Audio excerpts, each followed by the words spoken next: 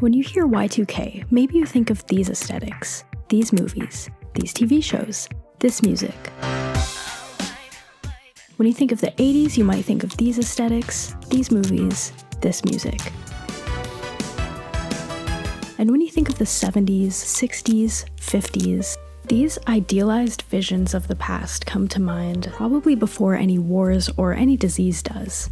And we know that nostalgia is to blame here, and that the media we've been exposed to that take place in these decades tend to impart these feelings on us, whether we're conscious of it or not. And corporations know that sense of sentimental longing. Those feelings of nostalgia tends to bring a sense of familiarity and comfort to the consumer. Once we have these memories of the good old days front and center in our brains, we'll open our wallets to keep that feeling going. Nostalgia baiting has always been a tactic used in marketing, and in the 2010s we really started to see this pick up through television commercials. In the 2010s, brands called back to the childhoods of 80s and 90s kids to sell their products, like this Nintendo ad.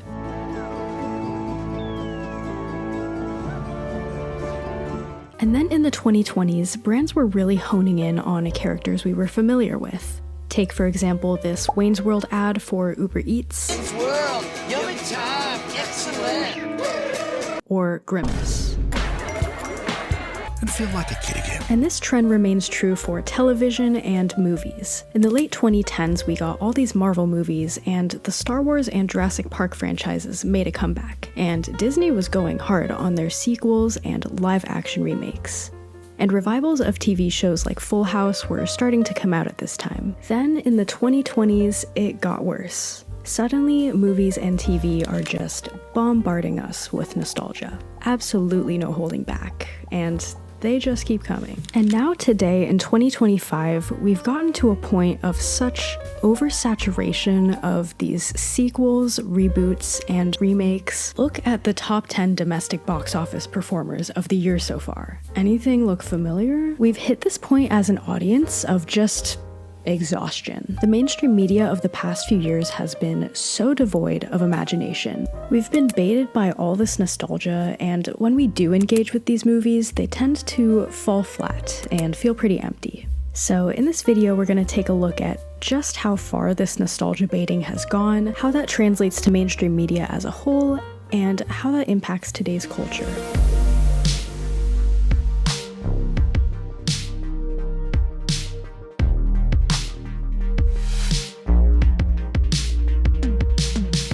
This sentimental feeling for the past has always been part of just being a human. There's this term called the Nostalgia Pendulum that basically states that it takes around 30 years for a critical mass of people who were consumers of culture when they were young to become the creators of culture in their adulthood. That's why we see movies from the 80s that take place in the 50s. Think Grease, or The Outsiders, or Stand By Me. They take us back to when times were simpler and people would go to a diner and grab a milkshake or head over to the drive-in theater. Let me catch my breath. I ran all the way from my house.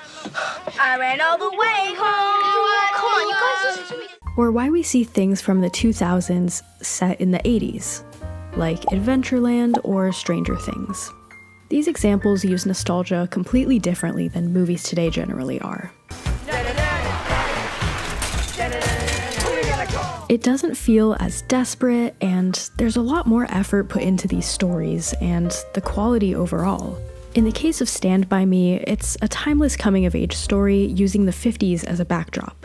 And while it is based off of a book that already existed, I think there's a lot more care put into bringing these characters to life. It's something that can resonate with people discovering it today the same way it did when it was released. It has that ability to stand the test of time, which we're seeing less and less of in the movies today.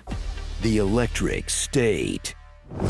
Time to check your phone, because Netflix has released another movie. So get some chores done while you half listen to one of the most Netflix originals. And then in the case of Stranger Things, it was able to make younger generations nostalgic for a decade they didn't even live through.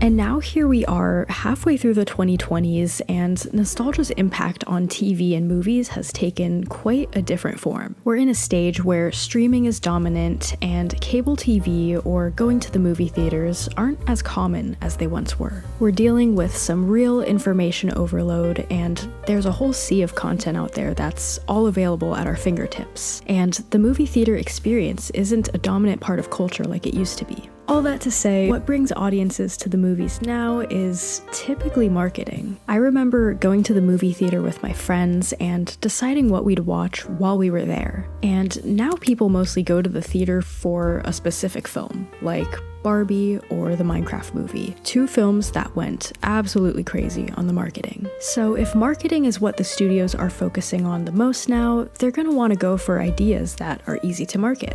Things with recognizable characters and names and built-in audiences.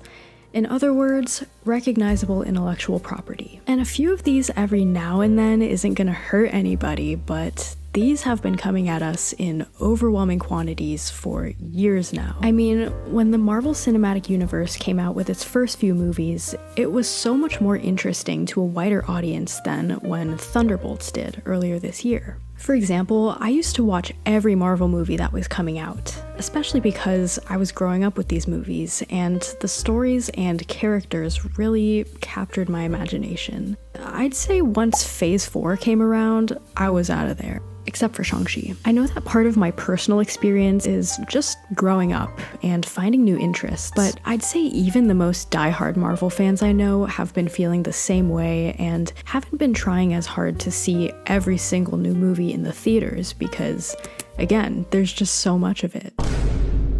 At a certain point, it just started feeling like content. This sort of nostalgia bait mostly just serves as a gimmick to get some butts in seats, as they say. And I have to say, it usually gets some backlash from the diehard fans. Sometimes the character writing doesn't meet their expectations, or the overall plot falls flat. If they wanted to please everybody, they'd make those characters feel familiar, but develop them further or add more nuance to their stories. They'd explore any lingering questions from the original material in a fresh way and include Easter eggs for the older audience, but make it so the new material can stand on its own for the newer audience. But I think more often than not, once those people were reeled in by that nostalgia and their butts were in those movie theater seats, they kind of start to realize just how forced everything feels.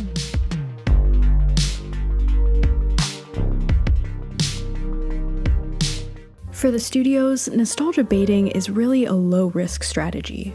By rehashing all this old stuff, luring you in with any affection you have for the past, they know they don't have to sell it as hard. Like, you know what that is. It just looks so lazy when there's so little room for original stories because the upcoming releases are predominantly sequels, reboots, or spin-offs. It's just so oversaturated with the same old things that spending all that money on movie theater tickets doesn't really feel worth it if we can just stay home, look on the streaming platforms, and find the new movies that actually take the risks we want to see. Streaming has truly reshaped how the culture experiences media, and with the movie studios' choices to only release what's safe in the theaters and save those riskier, unproven releases for the streaming platforms, we're getting better quality stories on streaming, so why would we even bother making our way to the theaters? This sort of nostalgia baiting seems like a trick that works in the short term, but in the long term, the audiences are losing trust that these movies are going to give them the experience they were promised. And of course, they're going to be much less incentivized to go to the movie theaters.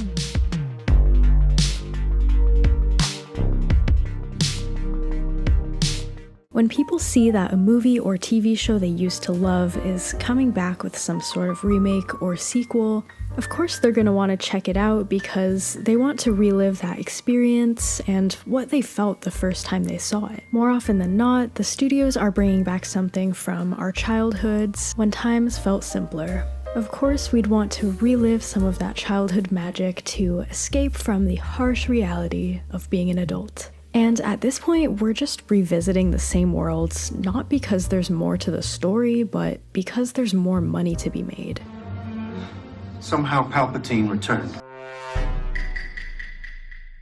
The studios seem to think that the audience doesn't care about shitty writing because we're getting the characters we love in situations we're familiar with and endings we can predict. They're relying on formulas rather than imagination, and imagination used to be what made the movies such a unique experience. We used to be immersed in these new stories, and we could see new images and feel new things, but good writing takes imagination, and imagination takes time. I mean, a huge part of writing is waiting for an idea to come to you and then running with that idea, developing it, revising it. But the studios really aren't allowing that time. They have shareholders to please and bottom lines to meet. And that is just one thing that destroys the creativity that we need more of in the mainstream media. There are absolutely artists out there taking the risks we need and giving the gift of imaginative stories, but those stories only really have the space to exist outside of the mainstream. In some cases, we get lucky and they get brought into the mainstream and have the cultural moments they deserve. But generally, finding that sort of risky media takes work because it's not typically what does well algorithmically. I think we can all agree we'd find more value in movies and TV shows that make us think and feel and that value our time. No more of those second screen stories. There are artists that have imaginative stories to share with us, and there truly is good media out there. We just have to keep in mind that what the algorithm is serving us will not always be of the quality we deserve.